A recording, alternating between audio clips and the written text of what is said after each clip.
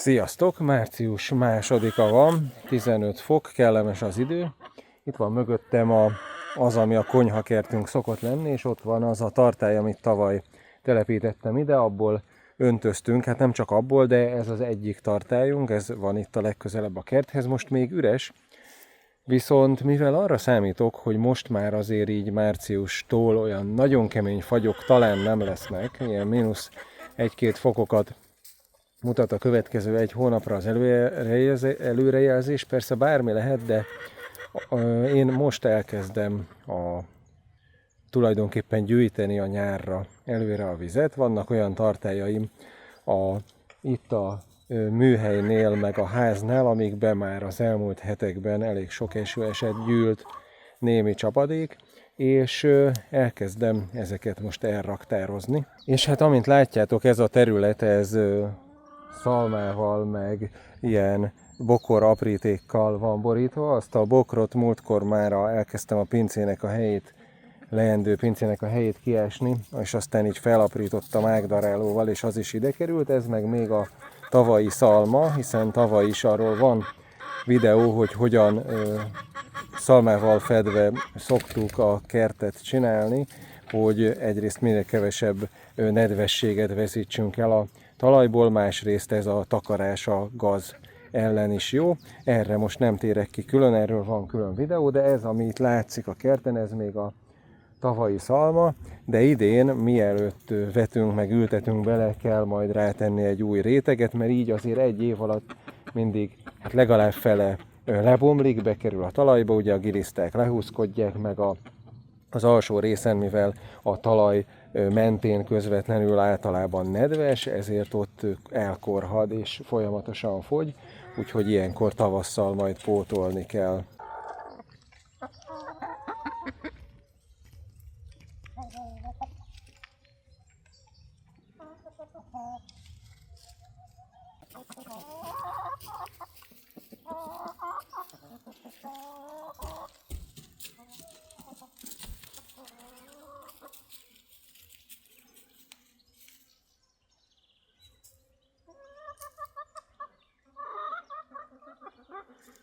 Na és hát itt van az 1 köbméteres tartály, amint látod, elég csúnya, itt ezen az oldalon egy ilyen trapézlemezzel burkolt egykori ajtóval, itt ezen az oldalon egy valahonnan leszerelt vasajtóval, és ezen az oldalon pedig ilyen ütött-kopott szekrény ajtókkal van hát így körbe burkolva, és méghozzá azért, mert hát meg kell óvni a direkt napsütéstől. Látod, így is látszik rajta, hogy belül ilyen barnás a felülete a tartálynak, ugyanis valamennyire algásodik, még így is, hogy igazából a nap úgy jár, hogy így arra felé van kelet, és akkor így arra pedig lenyugszik, tehát nagyjából abból az irányból, amerre a nap jár, ahonnan süti a nap közben, ott le van takarva, mégis algásodik. Hogyha nem lenne így körbe burkolva, akkor nagyon nagy mennyiségű alga képződne benne. És hát, hogy miért ilyen hulladékanyagokkal van körbevéve, arról meg annyit tudok mondani, hogy nézd meg, ott a szomszédnál is van egy ilyen tartály, ő tavaly tavasszal Kínából rendelt egy ilyen zöld színű valami műszövetből készült ilyen burkolatot, ami pont ilyen tartály alakú volt, egy ilyen húzatot rá, és igazából ugye elsőre jól is nézett ki, és így tök jól beárnyékolta, csak hát nem kellett hozzá 1-2 hónapnál több, hogy a nap annyira elgyengítse az anyagot, hogy utána a szél így leszaggatta róla, és azóta nincs nagy semmi. Hát én meg ezeket így nekitámasztottam, és azóta is jó. Szépnek nem szép, de egyrészt ingyen volt, másrészt meg hát ez így tartós.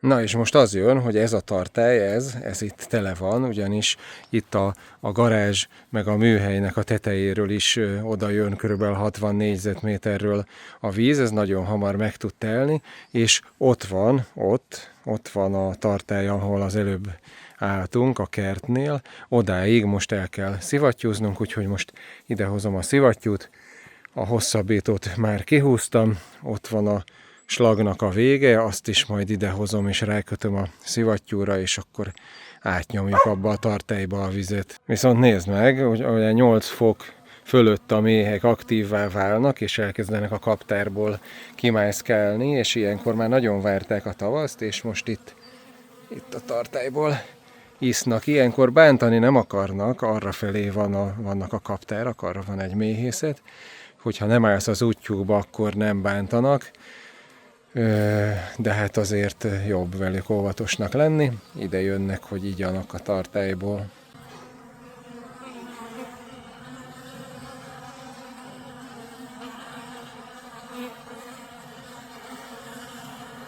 És itt a háznál meg a két tartály még téli üzemmódban van, ami azt jelenti, hogy hát télen nem gyűjtjük bele a vizet, mert nem akarom, hogy amikor megtelik, akkor meg itt mindenhol folyjon, mert ugye olyankor túlfolyóm nincsen rajta, nem tudom, még nem találtam ki, hogy lehetne megoldani, hogy olyankor a maradék elfolyjon, meg ráadásul ugye hát bele is fagyna, és ezért ősszel leszoktam ereszteni, vagy hát igazából addigra kiszoktuk locsolni belőle az összeset, és akkor itt látod, itt a garázs tetejéről, ami lejön, az itt túl van vezetve, és akkor ide le van vezetve a földre, ami ott a ház tetejéről lejön, ott a vízlopó az zárva van, ugye megmutatom közelebbről, ugye ez jön le, és akkor úgy van megoldva, hogy itt ezen a vízlopón keresztül van egy csatornadarabbal oda a tartályra rávezetve.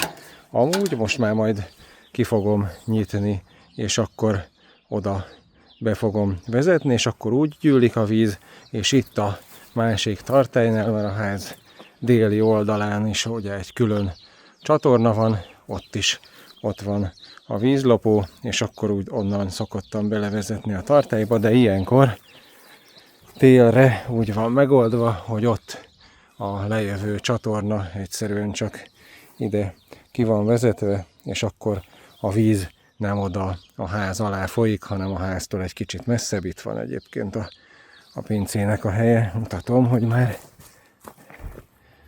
azért ez elég jól állok szerintem. Nézd meg, itt van ez a kopac, ezt ástam eddig ki. Hát nem tudom, ez mennyi lehet, szerintem egy 6-7 köbméter is van már.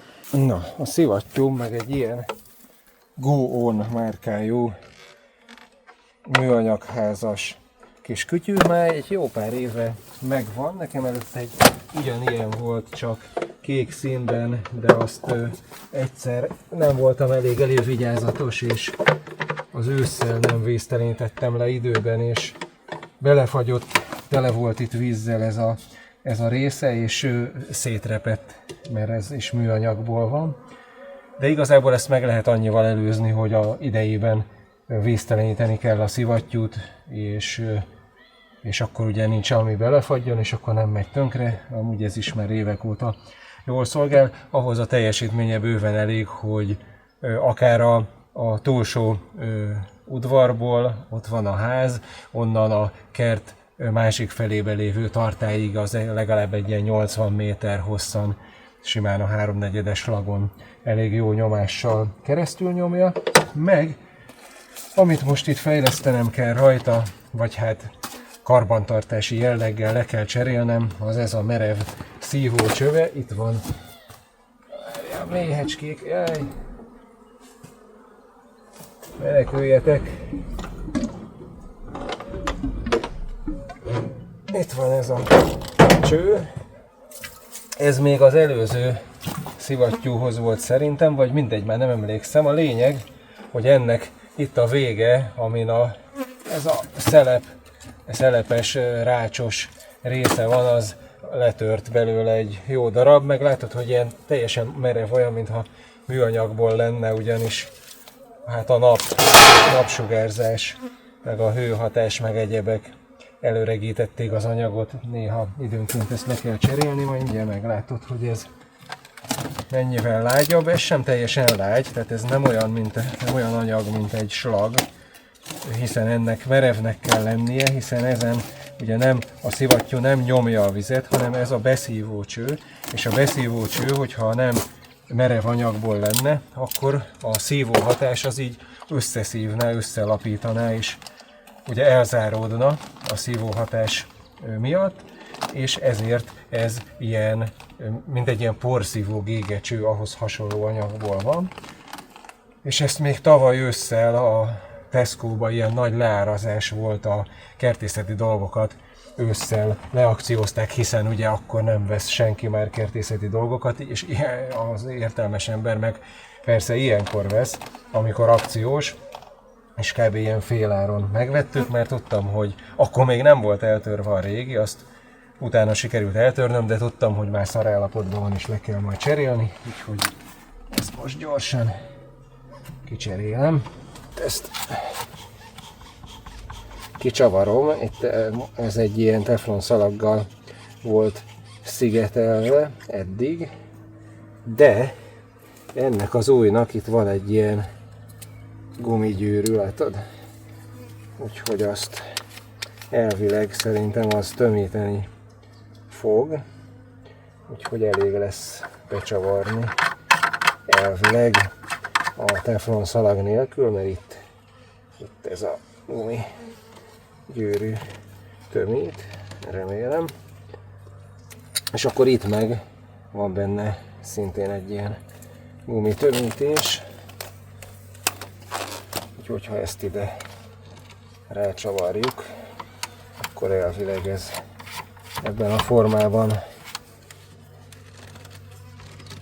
formában így tömített lesz. És akkor na, ezt mutattam, körülbelül így ennyi, ekkora darab letört a másikból. Ugyanis ez kell, mert ennek a végén, megmutatom, hogy ez milyen, itt van benne, ugye ez nem csak egy ilyen rács, hanem van benne egy olyan szelep is, egy ilyen szelep, ami, látod, egy rugó ellenében, hogyha szívóhatás van, akkor kinyit, amikor viszont nincs szívóhatás, akkor ez a rugó itt belül így visszazárja, és visszafelé nem engedi folyni rajta keresztül a vizet. Másrészt meg, mivel van rajta egy ilyen durva szűrőrács, az ilyen nagyobb szennyeződéseket, faleveleket, meg egyebeket nem is engedi belemenni a szivattyúba, úgyhogy ez nem árt, hogyha egy ilyen van a szívócsövön, meg hát azért ez se nagyon puha, de azért ez jóval hajlékonyabb, mint a régi, ami már teljesen megkeményedett. Ez egy önfelszívó szivattyú, ami azt jelenti, hogy magát a csőbe bele fogja tudni szívni a vizet, de ahhoz, hogy ezt meg tudja tenni, itt ezt a szivattyú részt, ezt a részt, ahol tulajdonképpen az a lapátkerék van, ami magát a szivattyúzást végzi. Ugye itt a piros részében van a motor, itt pedig egy lapátkerék végzi a szivattyúzást. Ezt a részt fel kell tölteni vízzel, mert hogyha csak üresen a levegőben forog a lapátkerék, akkor nem tud semmit csinálni. Úgyhogy ezt a részt, ugye erre látod, itt a tetején direkt van egy ilyen betöltőnyílás, egy jó zárodó gumitömítéssel zárodó kupakkal, és ezt a részt meg kell tölteni vízzel, és akkor, majd mindjárt látni fogod, utána már fel fogja tudni szívni a beszívócsövön keresztül a vizet. Elég nagy mennyiségbe lemegy, látod, a 2 literes palack. Hoztam a vizet, és majdnem 1,5 liter belement. Ezt vissza kell csavarni. Én itt ezt a gumi tömítést egy kis szilikonzsírral meg szoktam kenni, hogy ne tapadjon fel, ne szoruljon meg, ne ragadjon hozzá a belső falához a tömítendő felületnek, és akkor ide erre pedig a csatlakozóra ugye rájön a slag. Ezt be szoktam vizezni, hogy könnyebben rácsúszson ez a gumi, hogyha nedves, könnyebben rámegy.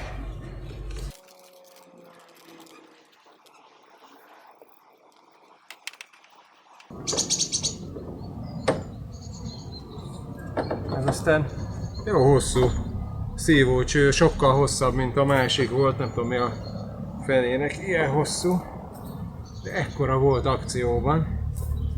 Tudod, ez van vagy 5 vagy 6 méter, Na mindegy. Így aztán biztos beleér az aljáig. Most jó lenne, ha a méheket nem nagyon háborgatnám közben. Vegye be.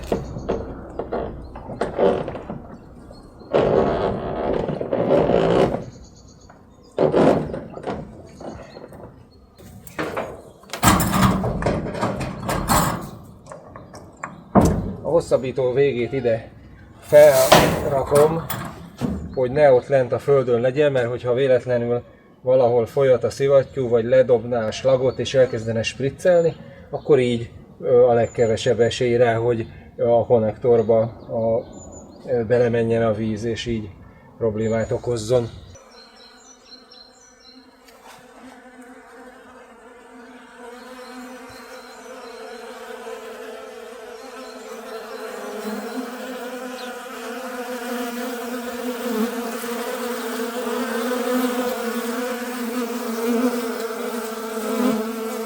Na és így elvileg minden oké, úgyhogy akkor ha nyomunk egy ont, akkor elvileg el fogja kezdeni szívni, akkor a szivattyúnak a hangja is megváltozik majd,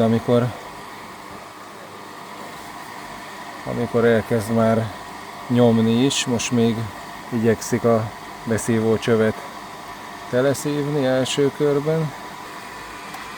Na, itt meg van repedve a burkolat. Na mindegy. Na, már majdnem elkapta. Itt meg folyat. Meg kell húznom. Tudom, mi a franc van vele. Hát így már jön. Lehet, hogy itt folyat.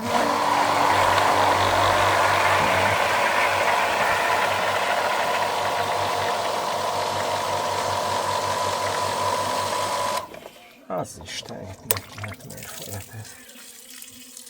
Valószínűleg már ez a gumi.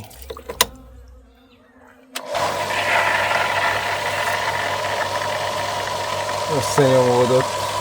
Egy ilyet azért vettem tavaly, egy ilyen tömítéskészletet, látod, ez egy ilyen eléggé komplett ilyen gumiógyűrű készlet, mert a motoroknál az olajcserékhez is, az olajleeresztő csavarhoz, meg az olajszűrőnél ilyen nagyobbak, meg egyéb helyekre szükséges, és azok baromi drágák, tehát ilyen a motorhoz például az ilyen viszonylag kisméretű gumigyűrűkből is ilyen 1000 forint darabja, ez az egész készlet, amiben van 419 darab, ez volt 4 vagy 5000 forint szólna.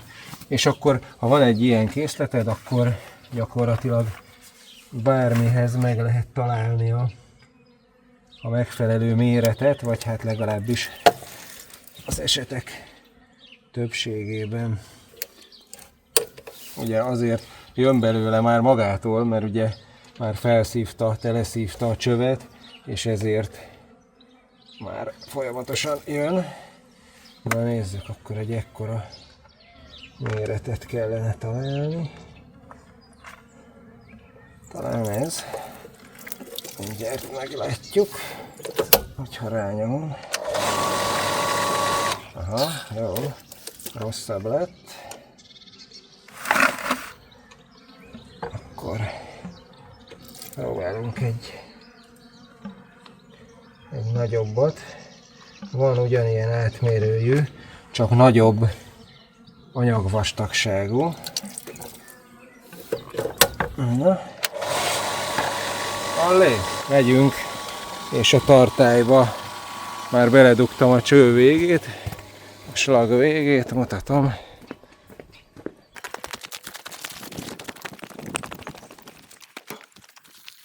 Ja, aha. Ezt a csapot igazából elzárhattam volna. A lényeg, hogy ott már elvileg látszik is, ahogy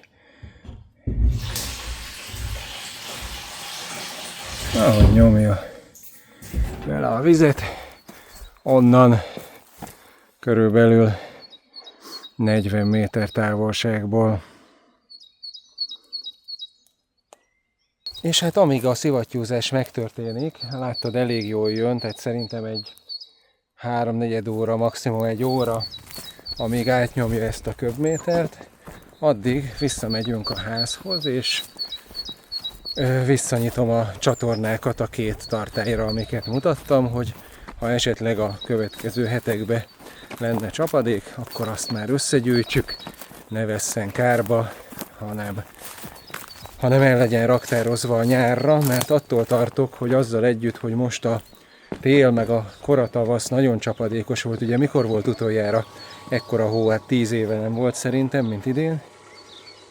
Azzal együtt a nyár meg szerintem nagyon száraz lesz, hát remélem, hogy nem, de nagyon könnyen lehet, hogy igen, és akkor viszont nem mindegy, hogy mennyi víze van az embernek elraktározva. Nekünk itt van ugye ez a tartály, ott van ugye az, amiben most átszivattyúzunk, ott van amellett a tartály mellett, most nem látszik tőle, van 2 200 literes műanyaghordó, meg ugye ott a háznál, amit mutattam, a 2 darab tartály, tehát ez összesen 4,4 köbméter, ami hát elég soknak hangzik, de olyankor, amikor nyáron kánikula van és szárazság, olyankor, még hogyha nagyon óvatosan, spórolósan öntözzük is a kertet, és ahogy mondtam, megmutattam, szalmával vastagon takarva van az egész, tehát sokkal kevesebb vizet veszít, mint hogyha nem lenne mulcsozva, de még így is, hogyha tényleg kánikula van, akkor ez a 4,5 köbméter, hát ez maximum 1 hónap, de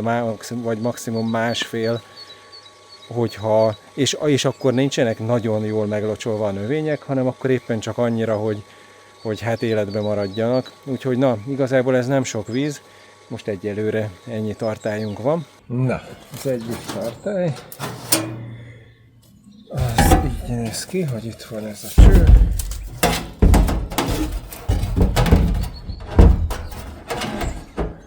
És akkor így a csatornán lejövő víz belefolyik.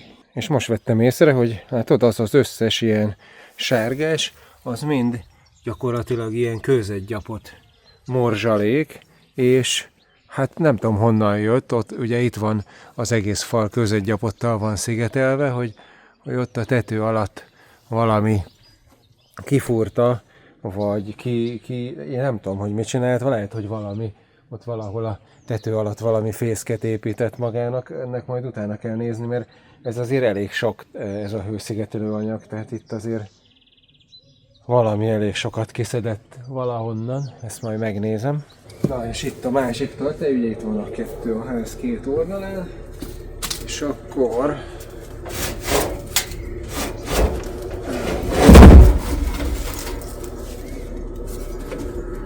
most tudom, hogyan volt ez, szerintem úgy, hogy ez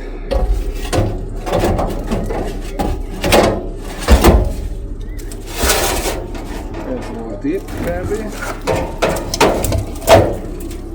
Egy, és ez meg itt.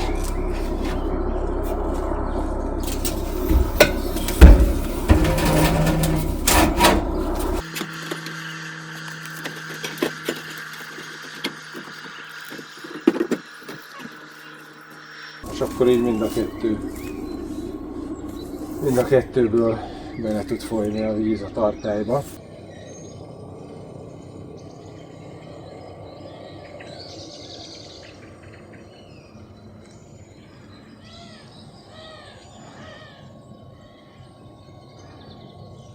Na és így, hogy kb. Fél órája megy a szivattyúzás, már itt tart, már ilyen 800 liter környékén tart a szivattyú, nem sokára kifogy a másik tartály. Közben azt még elmondom, mert felmerülhetett benned esetleg kérdésként, hogy de hát miért nem tartottam a tartályokat tele télen is, hogy megőrizzem az őszi téli csapadékot. Hát azért nem, mert hát meg akarom óvni a tartályokat attól, hogy tönkre menjenek, ugyanúgy, mint hogyha beraksz egy üvegpalackot a fagyasztóba tele vízzel, az megfagy és szétrepeszti ugye az üveget, ugye a jég az nagyobb térfogatú, mint a víz, amiből keletkezik, tehát a fagyás során nő a térfogata, és én nem akarom megkockáztatni, hogy szétmenjen a tartály, mert egy ilyen tartály 30-40 ezer forint, úgyhogy azért az elég nagy luxus lenne azért, hogy egy köbméter vizet megőrizzek, kockáztatni, hogy szétreped a tartály, és tavasszal meg elfolyik az összes víz, és akkor vehetek új tartályt. Szóval na, én ezért nem szoktam télen bent hagyni a vizet, hogy nehogy a fagyás miatt tönkre menjenek a tartályok. Na, már a tavaszi felkészülés jegyében ennyit, látod, ott van a 2 hordó, amit mondtam, a szivattyú még dolgozik, megy át a víz a másik tartályba, ugye ez amúgy is rá van nyitva, tehát telik a háznál a 2 tartályt. Rányitottam a csatornára, úgyhogy fel vagyunk készülve arra, hogy fogadjuk az esetleges csapadékot, és összegyűjtsük, hiszen ki tudja, hogy egyáltalán március-áprilisban mennyi lesz, úgyhogy ilyenkor már érdemes az összeset megpróbálni összegyűjteni, aztán természetesen, hogyha túl sok lesz, és még nem kell öntözni a kertet, akkor majd leszivattyúzok belőle, azt is majd a kertre, hogy inkább akkor már a kertet öntözze, mint hogy itt elfolyjon feleslegbe, hiszen, hogyha a talaj most magába gyűjti a vizet, és az jól mélyre leszivárog, akkor azért az még nyárra is kifejtheti a hatását. Remélem, hogy tudtam esetleg ötleteket adni a számotokra, hogyha nektek van ötletetek olyan, amit én viszont most nem mondtam el, de érdekes lehet a más nézőknek, akkor nyugodtan írjátok be kommentbe, nyomjatok egy lájkot, hogyha tetszett, iratkozzatok fel, hogyha még nem vagytok, nagyon sok olyan nézője van a csatornának, akik nincsenek feliratkozva, nem tudom miért, hiszen ha feliratkozol, meg nyomsz egy kis csengettyűt, akkor értesítéseket is kapsz az új videókról. Tedd meg, ha még nem vagy, és találkozunk legközelebb. Sziasztok!